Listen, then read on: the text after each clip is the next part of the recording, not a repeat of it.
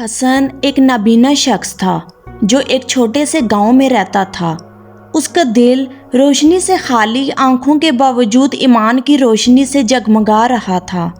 اس کی سب سے بڑی خواہش تھی کہ وہ بیت اللہ کی زیارت کرے اور حج ادا کرے۔ برسوں کی محنت اور صبر کے بعد اس نے سفر کے لیے ضروری رقم جمع کر لی اور اللہ کا نام لے کر روانہ ہو گیا۔ راستہ لمبا اور دشوار تھا۔ حسن ایک چھڑی کے سہارے چلتا اور اللہ کا ذکر کرتا۔ کبھی کوئی نیک دل اس کی مدد کر دیتا، کبھی کوئی قافلہ اسے ساتھ لے لیتا، لیکن زیادہ تر سفر وہ خود ہی طے کرتا۔ ایک دن صحرا میں سفر کرتے ہوئے وہ پیاس سے نڈھال ہو گیا۔ پانی کی تلاش میں ادھر ادھر بڑھا مگر کچھ نہ ملا۔ اچانک اس کا پاؤں کسی چیز سے ٹکرایا۔ اس نے جھک کر ٹٹولا تو معلوم ہوا کہ یہ ایک کنواں ہے، لیکن مسئلہ یہ تھا کہ وہ نابینا تھا اور اسے معلوم نہ تھا کہ پانی تک کیسے پہنچے۔ مایوسی کے عالم میں اس نے اللہ کو پکارا، ہے میرے رب، تو ہی سب دیکھنے والا ہے، میں تجھ پہ بھروسہ کرتا ہوں، مجھے راستہ دکھا۔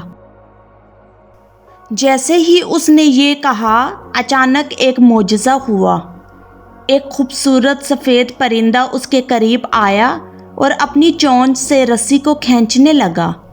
حسن نے پرندے کی حرکت کو محسوس کیا اور اسی سمت میں ہاتھ بڑھایا، رسی کو مضبوطی سے پکڑ کر کھینچا تو پانی کا بھرا ہوا ڈول اوپر آ گیا۔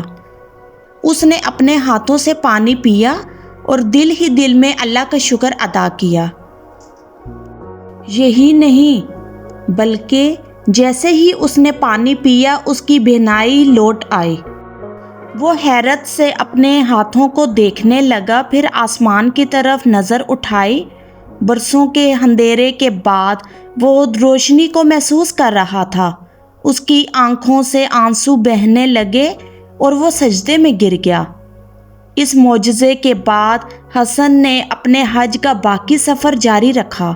جب وہ مکہ پہنچا اور خانہ کعبہ کو اپنی آنکھوں سے دیکھا تو اس کی خوشی کی کوئی انتہا نہ رہی۔ وہ جان گیا تھا کہ صبر اور ایمان ہمیشہ رنگ لاتے ہیں اور اللہ کے ہاں کوئی دعا رائیگاں نہیں جاتی۔ اسی طرح سبق آموز کہانیاں سننے کے لیے ہمارے چینل کو سبسکرائب کریں۔